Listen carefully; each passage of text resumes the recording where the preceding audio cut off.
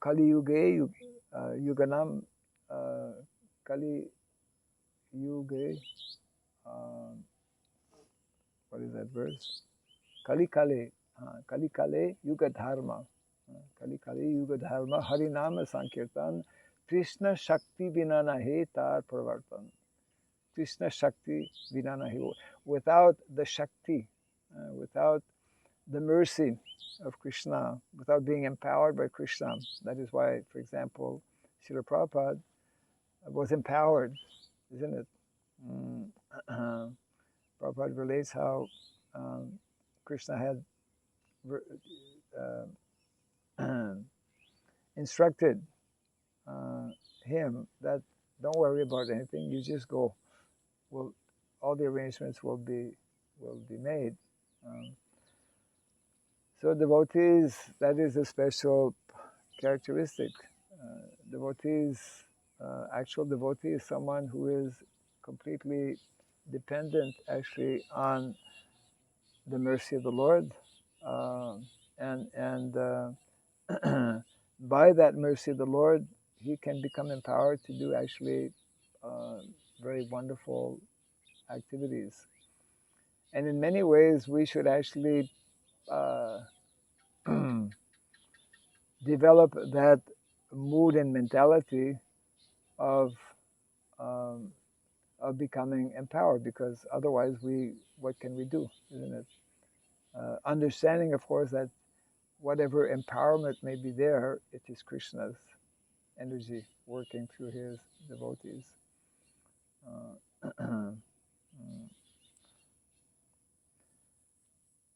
So therefore, it is important to understand how Krishna works in very wonderful, extraordinary ways, and therefore a devotee even faced, just like here, this is like an extremely life-threatening situation.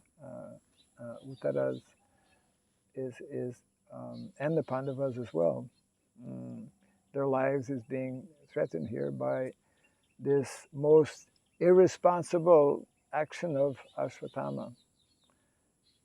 So we could not, or should not rather, be surprised when we're dealing with people, with individuals, and that's the situation, especially in Kali Yuga, who are not dharmic, or not following the principles of dharma, then they are most irresponsible, and we can expect, in other words, all kinds of very dangerous situations. Prabhupada would explain how he would say how the situation today that was like 50 years, he was writing this 50 plus years ago, the situation in which we're living in the world is very, very bad. and devotees need to understand how bad that situation is, and actually what is the actual remedy to counteract such a situation. And if we become inattentive, or if we are not careful to keep this in the forefront of our mind, that's why Prabhupada would explain, someone who is a devotee, he is actually, by practicing Krishna consciousness in so many different ways, he is actually declaring war on Maya. And when we are, just like when Arjuna and the Pandavas were on the battle of Kurukshetra, fighting the enemy, well, they had to be very attentive, and they had to be very expert in executing their duties and responsibilities as kshatriyas.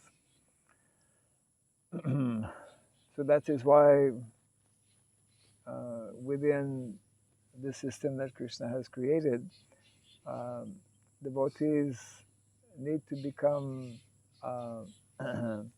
knowledgeable and expert in various areas that where they have their particular, let's say, service.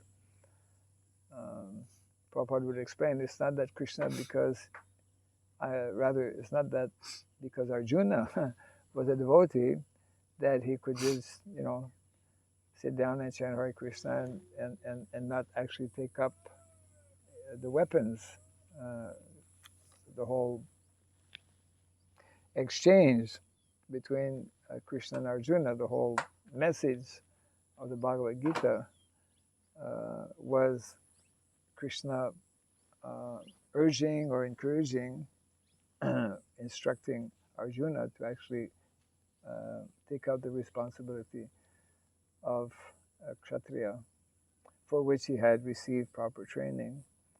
So this is a very important aspect, which is quite prominent actually in the Vedic culture, the whole aspect of educating ourselves and receiving the proper training to execute, take up our different responsibilities, whatever those may be.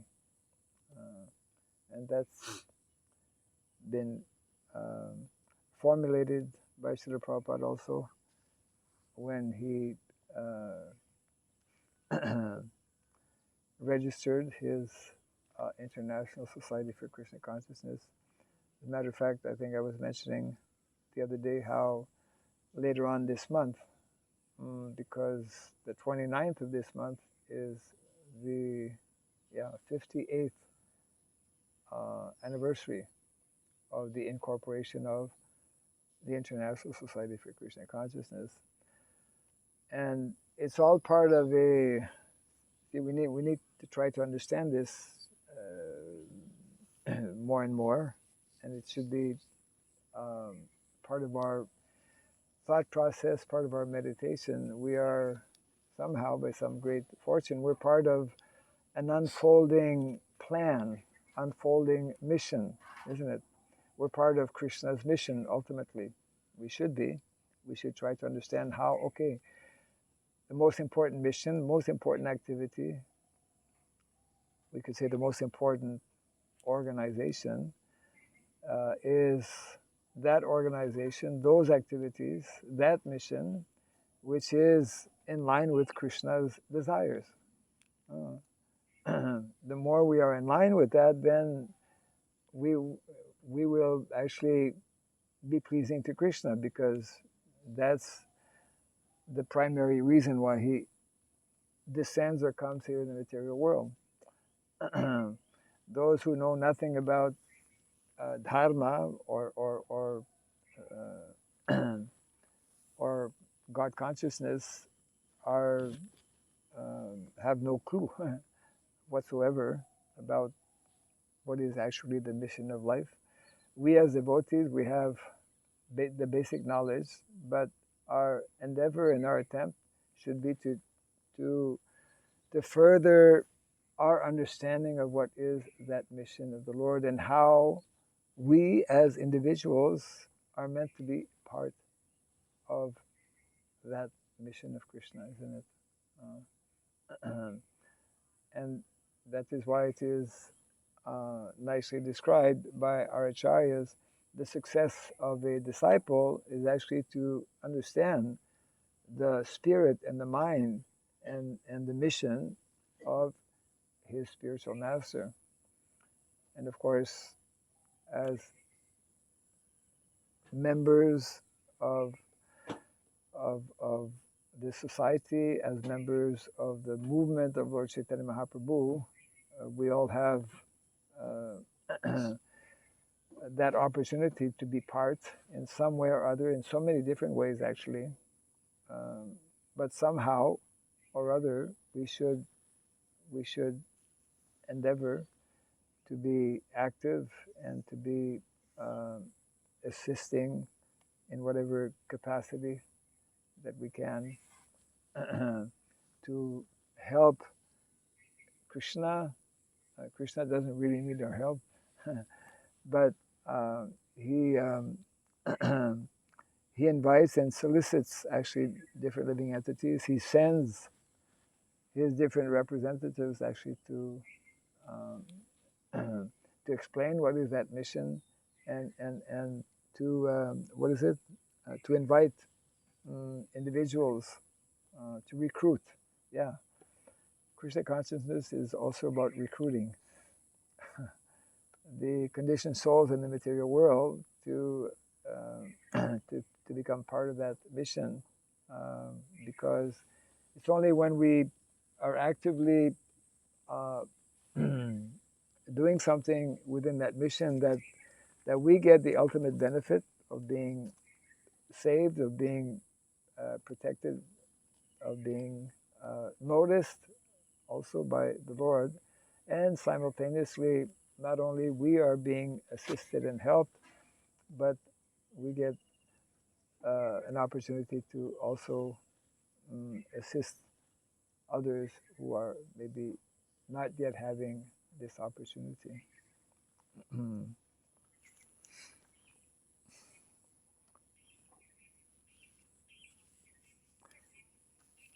So these are a few points.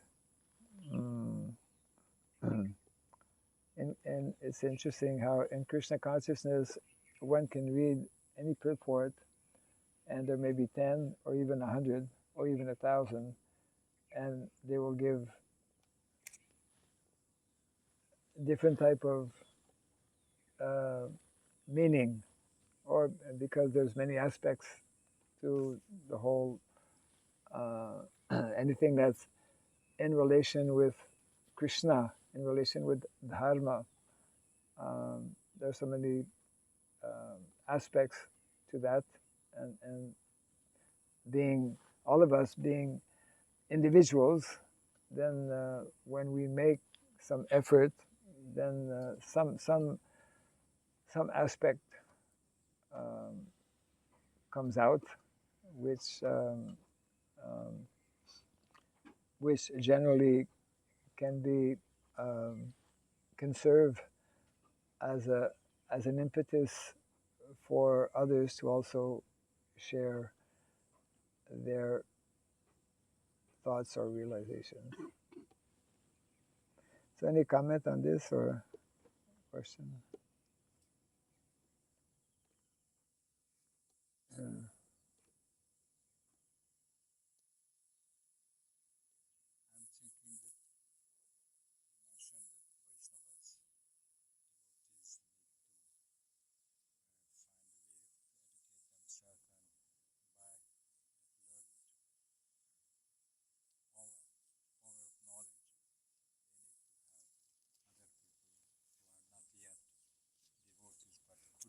Devotees if they are guided properly. Yes. And if they find that devotees are a really valuable leader, if they choose devotees as a leader because they see, oh, that would be the best for me to have this kind of leader, not another kind of leader, not a powerful yogi or a philosopher or a big fighter or someone who promise so many things for people to be voted. So if devotees get voted, means support, then we can find a change of the world practically, or change of world. Yes. Little circumstances like here. If the neighbors would ask us what to do the next year, how to get a better life, we could help them, but they don't ask me, don't ask you. Yes. So how to start to what kind of education he need to become not famous, but become kind of leader which they will find. So how he will find what kind of education. I'm 70, so I will not play a big role in this kind of. But who is 20, 30, he can find some kind of education. But I see so many things. He can learn astrology, but maybe 10 years later he find, oh, it's too big, and no one is interested for any astrologer practically in these areas. most So people. what is the practical way to find what I should learn and then utilize it in the next decade? So good question. In the context of as devotees who are understanding to whatever extent the basic mission of the Lord, and part of that mission is to reach out to individuals who have yet to even know about the basics of the principles of dharma.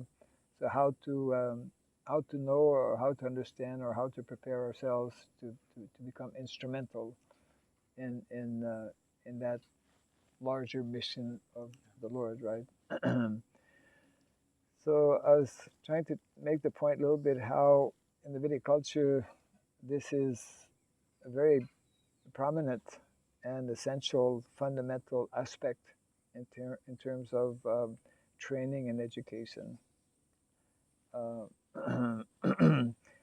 Training and education, of course, will only be, for ourselves to begin with, will only be possible when you have the proper disposition. Actually, that's one of there are 5 pillars actually in the context of education. And that's one of those important fundamental, we could say, requirements. There needs to be a particular mindset, which means those who will be teaching have to have certain qualifications, and those who will be receiving the knowledge as well. In other words, like Krishna explains in the Bhagavad Gita, that very famous, well-known verse, that vidi pranipatina pariprashnena sevaya upadekshanti te jnanam jnaninas tattvadarshinaha. The whole purpose is to get, tattvadarshan, to see, to understand, realize what is the absolute truth. So, how can we come to know what is the best way, how to become qualified to help others? We need to begin with the basics. This is nicely explained and elaborated by Srila Rupa Goswami, which is actually the beginning of sadhana bhakti. Sadhana bhakti will help us to purify our consciousness so that more easily we can understand what is our nature, or if we cannot immediately ourselves understand, if we have that proper mood and mentality, we will seek individuals who can help us understand. Because in the Vedic culture, I was mentioning some time back how the brahmanas in the village, in the traditional Vedic village, one of their foremost responsibility was to identify the varna, which means actually identify the ideal occupation of that individual, and accordingly also take up a particular training and education which will allow him to actually fulfill that responsibility within that varna. We don't have this kind of setup right now, but if we understand the basic principle behind, then wherever we are, we, regardless of one's age as well, because like in the Vedic culture, there's that nice expression, life is education and education is life. So even though we are 70 or more, of course we may not have as much opportunity, definitely when one is younger, and one should receive as much training and education in one's younger age. That is the instruction of Prahlad Maharaj, as we know, Komaram Sarat Prajna, on the principles of dharma. It all begins actually with the principles of dharma. Other specific, or let's say specialized areas of learning, that's something that will come, I would say, more automatically. And that's a basic principle also in the Vedic culture, that we don't immediately, just like in Gurukul, we hopefully by Krishna's mercy will start our Gurukul very, very soon here. We need to work on the basics in terms of Krishna consciousness, the basics in terms of education, which is in the Vedic culture giving a very strong stress on character formation. So when these basics are there, one's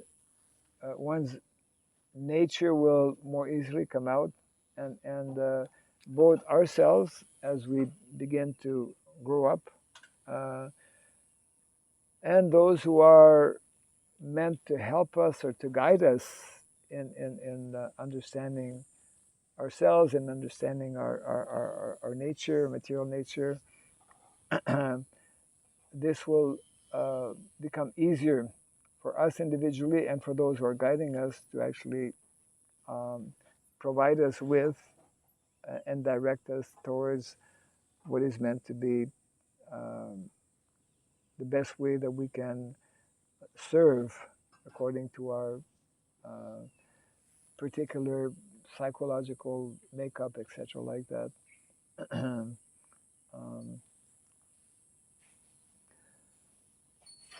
In a situation like here, for example, where we're surrounded by people who are not necessarily devotees and who may have some other, who do have a different kind of belief or understanding, then again, the basics in terms of just being friendly with people. I mean, that's there also in Krishna consciousness. If somebody first goes to a temple or one's first encounter with devotees, one will remember, oh, you know, the devotees, he gave me so much of time and attention, and he talked to me nicely, and people will remember how on an individual and personal level devotees were generally. So the beginning of relationship is developing this type of favorable atmosphere, which will facilitate one's, interacting like that. Other thing also is that we need we need qualified leaders within our own society who will be able to actually train other individuals to also become qualified leaders. But we know that actually within not only the Vedic culture, within any culture, majority of people will not be leaders. Of course, Prabhupada explains how in many ways anyone who becomes a Vaishnava, he's like a leader, because by being an ideal in what we do as Vaishnavas, people, because it's so different than, in other words, we follow basic principles, we have some basic knowledge, etc. People look up, people who are of, good nature will generally look up at someone who's disciplined and who's well behaved, etc., like that. So not only we need to train up our own devotees as good leaders, but another important aspect is we need to be willing to learn how to become good followers. That's also important, which basically means good servants. And a leader is also a servant. A leader is meant to be, that's nicely explained in the Bhagavatam, that Krishna, he is, what's that Sanskrit? He's the Supreme Personality of Godhead, who is the master and controller of all things. But a devotee, a Vaishnava, he's the Supreme Personality of Servitor Godhead. Means he's meant to exhibit this mood and mentality of seva, of service. So it means that actually those who are meant to be externally leaders within society, generally Brahmanas, Kshatriyas, and Vaishyas, they are meant to practically demonstrate and show this mood and mentality of service. And those who are not in that position of Brahmana, Kshatriya, and Vaishya, they are meant to also demonstrate that mood and mentality of service by nicely hearing and putting into practice the good instructions that are there. I would say that another factor or aspect is the more we create a natural living environment. Most of us in modern day society are not having that kind of natural environment. By natural environment, I mean living as community, and living as community in what is meant to be the more natural environment. What's the more natural environment for devotees?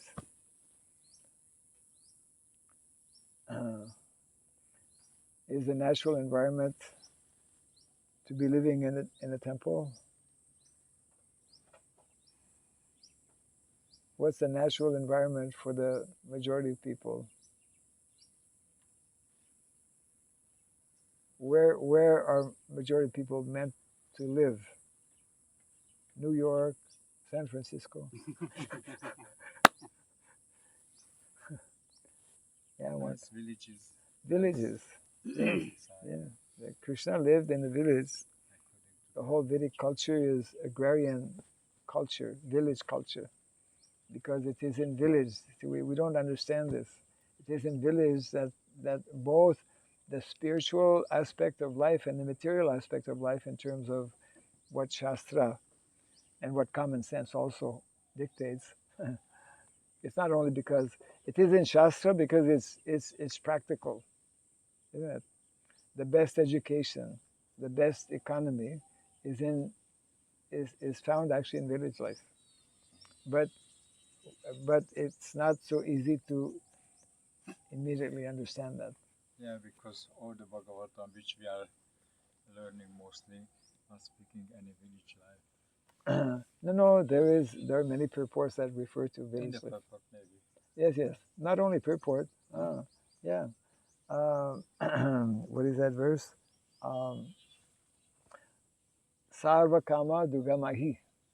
That's in the first canto. Sarva kama. Kama usually means lust, but actually kama has another meaning. Kama means our material necessities. Sarva, all the material necessities. Sarva kama dugamahi, mahi means land. So Prabhupada elaborates in that purport. There are a number of purports where, this whole aspect of village, land means village. I mean, cows means village also. In New York City or Calcutta, we don't see land practically. We see roads. All the land is covered, isn't it? practically. Okay, a few trees are there, and we don't see cows. I might see a few cows, but in big cities, they even ban, isn't it? I think they ban also cows in big cities like Delhi and whatnot because it's cows don't go well with modern day traffic. Yeah. You know, Maharaj, here in Mayapur, we see that when Lord Chaitanya was living here, there was many persons was living around, but they have maximum one store buildings, Right. and they were satisfied with that. So Yes. they didn't want to have higher buildings, but here we have own land and an average of 5. Yeah. Correct. Yes. Yes. It looks like we don't understand that we better to live in a village condition and maybe it's The the idea is that actually both have their place. It's like Dwarka had big buildings, Hastinapur had big buildings, but you go to a place like even now, like in Cambodia, where I remember the first time I had gone there, there's only a few cities, you know, because the majority of people are meant to live in the country in a more simple way. And they're meant to have cows and they're meant to actually take up agriculture as their means of livelihood. Uh, all so many different things connected with leaders, Maharaj. huh? So here, very nice devotees. They promised for the community that we build only 2 store or 2 level. Right. How to say it? 2 store, 2 levels. Yeah, 2 levels buildings. Right. And then after 30 years, 20 years, they build 4 level buildings. The same person. Right. And he's rich. Right. He don't need anything, but he had no leader. Right. No one seeks him. Right. Don't just keep Correct. that level. Yeah. So that's why when we are especially dealing with society, dealing with organizing society, dealing with establishing villages, for example, and for that matter, establishing cities, there are guidelines in the Shastra, isn't it? And so if our devotees don't know about this, obviously they will not follow and they'll make like our modern day cities and modern day villages are becoming more like cities as well. They're becoming more and more urbanized. And so that's why the more we deviate, knowingly or unknowingly, from Dharma, then we create all kinds of artificial situations which bring all kinds of, just like now, we know in India, and especially in India, but in around the world, the same phenomena. We have built in the last century all of these big cities, high rise. I mean, in America they have like 100 levels. I don't know what is the highest nowadays, but they keep going up and up. So the idea is that this is all very dangerous, actually. I mean, for a number of years, it's I have such a nice apartment, and you just have to press on the button, and then shoo, go up to the 10th floor, and this and that. But nowadays, somebody's living on the 20th floor, whatever, and if there's no electricity, then he cannot. He cannot, especially older people. They cannot walk up and down. And then, as we have seen, as we are seeing now in cities like Bangalore and Delhi, the water crisis, very severe water crisis, and people all have taps and so many gadgets and whatnot, but they can't use them properly because there's no the natural resources are depleted. This has been established quite some years back. When I was doing some research on this, something like over 30% of the natural resources on the planet in the last 25, 30 years. Just in the last 25, 30 years have been used up. You know, whatever oil, whatever water, etc., like that. Like drinking water is becoming a major problem. It used to be that people used to go to the lake, the river, or make a well. Now here we have well here, but we can't drink this water. I mean, it could, people drink it, but we should put a sign actually not drinking. Well, a lot of the soil in Nadia, especially, there's a lot of what is it? I mean, we can see on the top. If you leave the water for one day, on the top there's like some kind of oil. So it's toxic. You can bathe, you can use for garden, but not for drinking. So, in other words, we have created, it's already created, and now we're going to live out the drama, the end of the drama. The most exciting part of the drama. Usually, it comes at the end. So, modern civilization is like at the tail end of an unfolding drama. But there's different types of dramas, right? There are different types of ending also. Pictures. Yeah, there are very nice ending, and then there are horror dramas. Yeah, where everyone just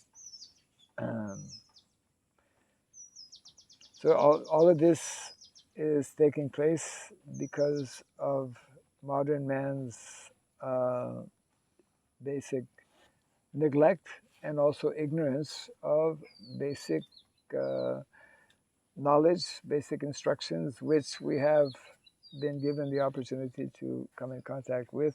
But it's up to us also to take advantage, and that's why this Gurukul, Prabhupada stressed the importance of Gurukul. Srila Prabhupada stressed the importance of Varnashram College. Prabhupada stressed the importance of having temples where we attend the different programs that are there, so that this is part of the training as well. Yeah. Okay.